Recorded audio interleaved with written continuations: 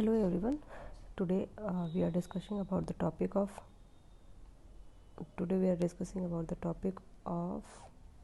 globalization on the what is the impact of globalization on the what is the impact of discuss the impact of the globalization on Indian agriculture sector. अब देखते हैं कि globalisation होता क्या है. Globalisation is a rapid integration of the countries and greater involvement of the foreign trade and foreign investment. मतलब जब भी फॉरेन ट्रेड, फॉरेन इन्वॉल्वमेंट अगर किसी कंट्रीज़ में इंक्रीज़ होने लगता है तो उसी को कहा जाता है globalisation. It is a process of the international integration arising from the interchanging of the world's view, product, technology, knowledge and the other aspect of the culture. जब हम लोग मतलब इंडियंस अपने कोई भी एक्सचेंज फॉरेन कंट्री से start कर दिए, फॉरेन कंट्री से अगर स्टार्ट कर देते हैं तो उसको कहा जाता है कॉल्ड एज ग्लोबलाइजेशन. उसको ग्लोबलाइजेशन की कैटेगरी में डाल दिया जाता है. ग्लोबलाइजेशन मतलब इंडिया की कंट्री में ग्लोबलाइजेशन जो है वो बहुत ही पॉजिटिव इम्पैक्ट भी डाला था, बहुत ही नेगेटिव इम्पैक्ट भी डाला था. मतलब जो भी चेंजेस होते हैं, जो भी चीज़ें हैं, उसके पॉजिटिव इम्पैक्ट भी होते हैं, उसके नेगेटिव इम्पैक्ट भी होते हैं. Globalisation has a great impact on the Indian economy. मतलब ग्लोबलाइजेशन 1991 में जिस सर्कमस्टांसेस में आया था, ग्लोबलाइजेशन हो गया, प्राइवेटाइजेशन हो गया, ठीक है, और लिबरलाइजेशन हो गया. एलपीजी जो रिफॉर्म, इसको कहते हैं एलपीजी रिफॉर्म. एलपीजी रिफॉर्म जो आया था 1991 में, वह का बहुत ही पॉजिटिव इम्पैक्ट भी डाल के गया था और नेगेटिव इम्पैक्ट भी डाला था. तो अब ग्लोबलाइजेशन जो है वो पॉलिटी पे, इकॉनमी पे, सोसाइटी पे, सब चीज़ों पे, मतलब इन्वायरमेंट पे, इकॉनमी पे, सब सारे ही सेक्टर्स में, इंडिया के A to Z सारे सेक्टर्स में बहुत ही हाईली इम्पैक्ट किया था. अब इम्पैक्ट हमेशा पॉजिटिव या नेगेटिव नहीं होता है, दोनों होता है. चाहे पॉजिटिव भी इम्पैक्ट करेगा और नेगेटिव भी इम्पैक्ट करेगा. तो देखिए सबसे पहले कि क्या हुआ था. अब देखिए ग्लोबलाइजेशन आया था. अब इंडिया में जब ग्लोबलाइजेशन आया तो डिफरेंट टेक्नोलॉजी भी तो आई थी साथ में. ग्लोबलाइजेशन जो है वो टेक्नोलॉजी भी लाया. अब टेक्नोलॉजी, अगर इंडियन एग्रीकल्चर में टेक्नोलॉजी का यूज़ करेंगे, न्यू टेक्नोलॉजी सीड डेवलपमेंट में, वाटर कंजर्वेशन में, इरिगेशन डेवलपमेंट में, मतलब अगर हम टेक्नोलॉजी यूज़ करें जैसे इसराइल में होता है. इसराइल में रेन वाटर हार्वेस्टिंग जो होती है, रेन वाटर हार्वेस्टिंग बहुत, मतलब इसका वे जो होता है वो बहुत ही डिफरेंट है, बहुत ही अच्छा है. तो हम लोगों को इसराइल के रेन वाटर हार्वेस्टिंग से सीखना चाहिए कि किसी तरीके से वाटर मैनेजमेंट किस तरीके से किया जा सकता है, ठीक है. उसके बाद आता है कि new avenues like the commercialisation of the product produce in the country. अब हम डिफरेंट टाइप के कमर्शलाइजेशन, प्रोडक्ट का कमर्शलाइजेशन भी करने लगे. जैसे टी सिर्फ अपने कंट्रीज में ही मतलब प्रोड्यूस करते थे और ड्रिंक करते थे, लेकिन अब हम उसको जो है ट्रांसपोर्ट भी करने लगे. मतलब इसका कमर्शलाइजेशन भी करने लगे, ट्रांसपोर्टेशन भी होने लगा. स्पाइसेस का ट्रांसपोर्टेशन होगा, वीट का हो गया, राइस का हो गया. तो हम अपने कॉमर्शियल प्रोडक्ट्स को, जो भी प्रोडक्ट्स थे उनको कमर्शलाइजेशन भी करने लगे, प्रोडक्ट को कमर्शलाइजेशन भी होने लगा. फिर आता है मैकेनाइजेशन में होता है कि new type of mechanical process in the agriculture. हम ह्यूमन लेबर को हम मशीन लेबर में कन्वर्ट कर दिए. ह्यूमन लेबर मशीन लेबर में कन्वर्ट हो गया. तो इससे क्या हुआ कि ये सब चीज़ें जो हम लर्न किए, ये सब लर्निंग हमारी कहाँ से हुई थी? ये सब लर्निंग हमारी फॉरेन से ही हुई थी, फॉरेन कंट्रीज से ही हुई थी, जो हमने ये सब चीज़ें लर्न की है. उसके बाद आता है फूड प्रोसेसिंग इंडस्ट्री. हम डिफरेंट टाइप के फूड प्रोसेसिंग इंडस्ट्रीज़ भी लगाए, जिसको हमने अदर कंट्रीज़ के आइडिया से ऑप्ट किया था. has been open and that be totally base of the agriculture product and also increase the labor capital और mass means देखिए अब कोई फूड प्रोसेसिंग इंडस्ट्री है, फूड प्रोसेसिंग इंडस्ट्री जो हाईली लेबर इंटेंसिव है, लेबर इंटेंसिव अगर हमें country में एम्प्लॉयमेंट बढ़ाना है तो हमें फूड प्रोसेसिंग इंडस्ट्रीज़ को बहुत ही ज़्यादा इंक्रीज़ करना चाहिए। ठीक है, उसके बाद कॉन्ट्रैक्ट फार्मिंग का भी आइडिया हमें ग्लोबलाइजेशन से ही मिला था कि encourage the many private sectors corporate farming के लिए मतलब कॉर्पोरेट फार्मिंग के लिए और बहुत सारे प्राइवेट पार्टनर्स को अपने एग्रीकल्चर में इन्वॉल्व करने के लिए भी ये हमें ग्लोबलाइजेशन से आइडिया मिला था। देखिए लेकिन हर चीज़ का एक पॉजिटिव इम्पैक्ट भी होता है, हर एस्पेक्ट हर एक थियरी का पॉजिटिव होता है और नेगेटिव भी होता है। तो हमने पॉजिटिव तो देख लिया, अब नेगेटिव भी तो इम्पैक्ट डालेगा ना। अब क्या कि अगर ग्लोबलाइजेशन है और एक्सपोर्ट इंपोर्ट हो रहा है, अब चाइनीज़ प्रोडक्ट अगर हमें सस्ते में मिल रहा है तो हम इंडियन प्रोडक्ट्स क्यों परचेज़ करेंगे, चाइनीज़ प्रोडक्ट परचेज़ करेंगे ना, क्योंकि हर कोई सस्ता और अच्छे के पीछे भागता है।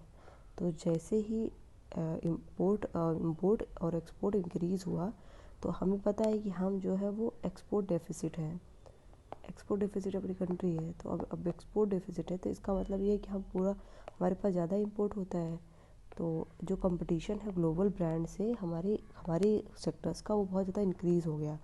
जैसे WTO प्रेशराइज करने लगा था कि जो हम एग्रीकल्चर सेक्टर्स में 3 टाइप के सिक्योरिटी जैसे amber box, blue box, amber blue और ग्रीन बॉक्स, इस टाइप की जो सिक्योरिटी लगाए हुए हैं वो सब चीज़ों को मतलब उन सब चीज़ों को थोड़ा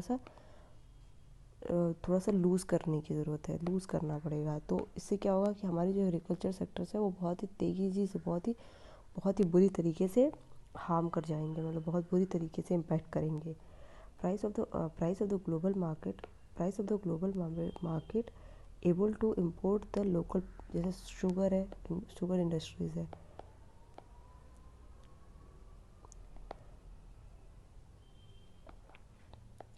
शुगर इंडस्ट्री है। अब इसका इम्पोर्ट मतलब अब क्या अपनी कंट्रीज़ में इसका कंजप्शन बहुत ही ज़्यादा होता है, बट अगर अच्छी क्वालिटीज़ में और लो प्राइसेस में अगर कहीं मतलब इंपोर्ट कर रहे हैं तो लोग उसकी तरफ मूव करेंगे। तो इस तरीके की इंडस्ट्रीज़ भी हाईली इम्पैक्ट कर रही थी जो कि एग्रीकल्चर बेस पे है।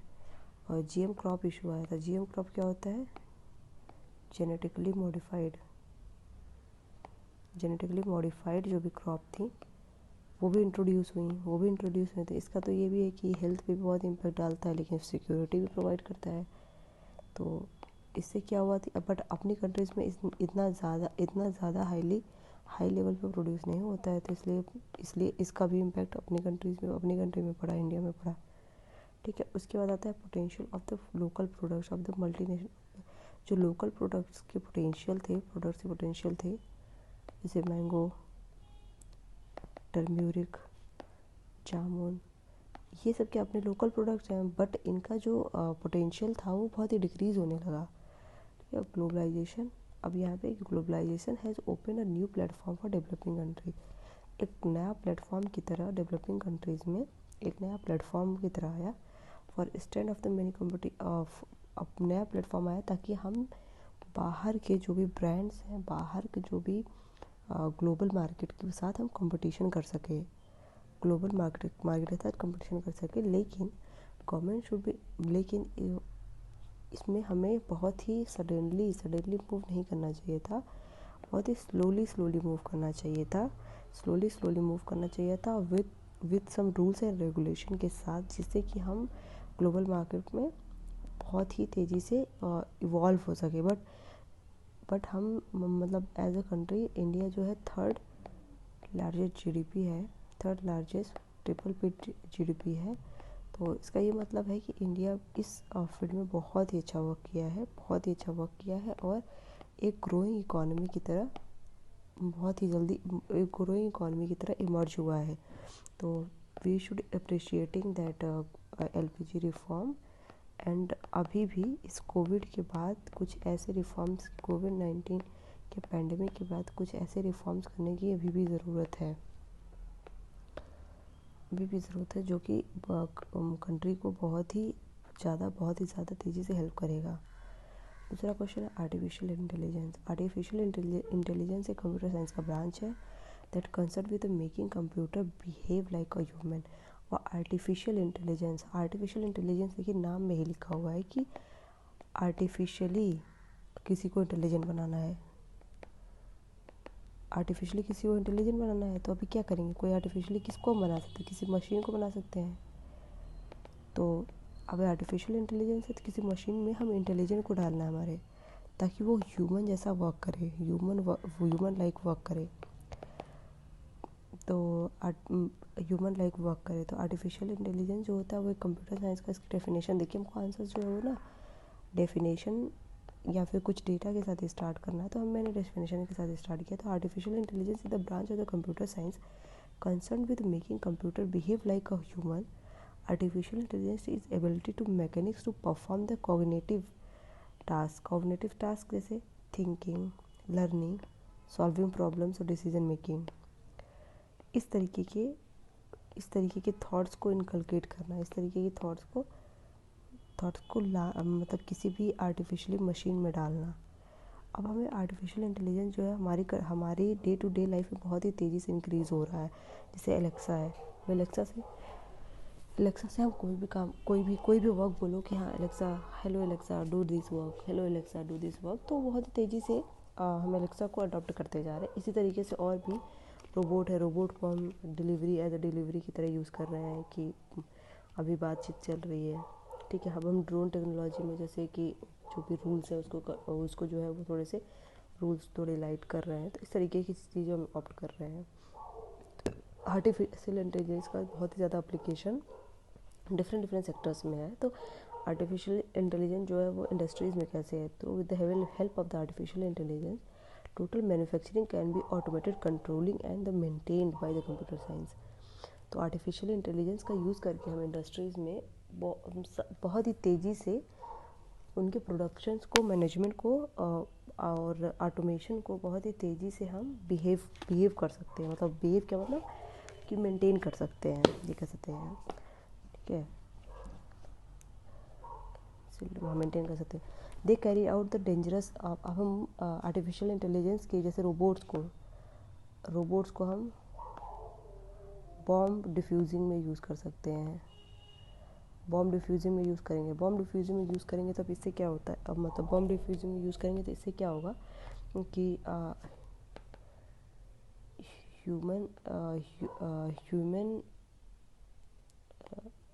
ह्यूमन डेथ जो है वो डिक्रीज़ होगी, ठीक है। हम स्कैवेंजिंग में यूज़ कर सकते हैं, तो ह्यूमन मैनुअल स्क्वेंजर है तो उसमें ह्यूमन की बहुत ही तेज़ी से जो है मन इन्वॉल्व होता है और उसकी डेथ होती है। तो इस तरीके हम कार मैन्युफैक्चरिंग में, मशीन टूल्स में, मतलब ऐसी जगहों पे यूज़ कर सकते हैं जहाँ पे ह्यूमन लेबर बहुत ही टफ होता है और बहुत ही टाइम टेकिंग होता है, तो वैसी जगह पे इसको यूज़ किया जा सकता है। और आर्टिफिशियल इंटेलिजेंस जो बैंकिंग सेक्टर में यूज़ किया जा सकता है। It can enhance the customer experience, security and risk management. यह कस्टमर एक्सपीरियंस को इंक्रीज़ कर सकता है। अभी बहुत ही ज़्यादा मतलब कस्टमर्स हैं, अब उनको क्यू में खड़ा होना पड़ता है, तो कुछ ऐसी चीज़ें बनानी चाहिए, या फिर कुछ ऐसी चीज़ें आर्टिफिशियल इंटेलिजेंस जो है उनको हेल्प कर सकता है। और सिक्योरिटी मैनेजमेंट में भी हम आर्टिफिशियल इंटेलिजेंस को डाल सकते हैं, या फिर रिस्क मैनेजमेंट जो है हो रहा है। It can be use as a call centre work. अब कॉल सेंटर में उनको ट्रेन कर दें तो वो एज ए कॉल सेंटर मतलब लोगों की सब प्रॉब्लम को बहुत ईजिली सॉल्व कर देंगे, लोगों को फ़ोन पे क्यू में नहीं खड़ा होना पड़ेगा, वेटिंग पे नहीं खड़ा होना पड़ेगा। तो इस तरीके की चीज़ें की जा सकती हैं। और उसके पर्सनलाइज कस्टमर एक्सपीरियंस को भी मतलब लिया जाता है, मतलब कि वहाँ पे वो आएँ और अपना एक्सपीरियंस दें, जिससे कि बैंकिंग सेक्टर्स को और इन्हांस किया जा सकता है। फिर उसके बाद artificial intelligence in the farming. It can help the distribution of seed and drone seedling technology. अब क्या है कि जब इसे हम मतलब बाई ह्यूमन ये सीडलिंग जो करना वो बहुत ही टफ, मतलब बहुत ही बहुत ही लेबर इंटेंसिव टास्क है और बहुत ही टफ टास्क है। तो हम आर्टिफिशियल इंटेलिजेंस के थ्रू ये कर सकते हैं कि हमें शीट डिस्ट्रीब्यूशन और ड्रोन टेक्नोलॉजी का यूज़ करके हम स्प्रेडिंग, जैसे फार्म है, ठीक है, अब इसको स्प्रेडिंग करानी है तो शीट की स्प्रेडिंग बाई ह्यूमन करेंगे तो वो टफ हो जाएगी, लेकिन बाई रोबोट या ड्रोन से करेंगे तो वो इजी हो जाएगी। तो ह्यूमन को एज ए रिस्क में डालने से ज़्यादा अच्छा है ना कि ड्रोन टेक्नोलॉजी का यूज़ करो और उसको काम को बहुत ही ज़्यादा इजी बना दो। और फिर मैन्युफैक्चरिंग में इंडस्ट्री की प्रोडक्टिविटी को बहुत इंक्रीज़ कर सकता है। It can work as a manufacturing, मतलब जो डेंजरस इंडस्ट्रीज़ हैं जो ह्यूमन हेल्थ को बहुत ही ज़्यादा हार्म करती है, जैसे कोल इंडस्ट्री हो गई, न्यूक्लियर इंडस्ट्री हो गई, ठीक है, ये जो इस टाइप की इंडस्ट्रीज़ हैं वो ह्यूमन हेल्थ को बहुत ही हार्म करती है। तो वहाँ पे हम क्या कर सकते हैं, वहाँ पे हम आर्टिफिशियल इंटेलिजेंस का यूज़ कर सकते हैं। तो आर्टिफिशियल इंटेलिजेंस जो है वो टेक्नोलॉजी का बेटर वर्जन है वर्ल्ड में, और today we can more shift toward the intelligence that can be help only a limited use. But ऐसा भी नहीं है कि हम टोटली, देखो आर्टिफिशियल इंटेलिजेंस का यूज़ जो है, यूज़ ह्यूमन कैपेबिलिटी को इंक्रीज़ कर देगा। But this is not true to replace human by artificial intelligence. तो हम आर्टिफिशियल इंटेलिजेंस से ह्यूमन को रिप्लेस नहीं कर सकते हैं, क्योंकि सम प्लेसेस और some task can only be performed by human, not machine.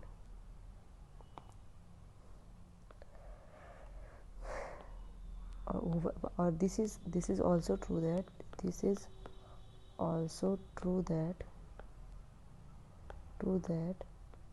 overuse of any technology that hamper human health and countries also. Okay, तो इस तरीके से कंक्लूड कर सकते हैं किसी आंसर्स को, मतलब इस तरीके से कंक्लूजन करना थोड़ा इजी हो जाता है।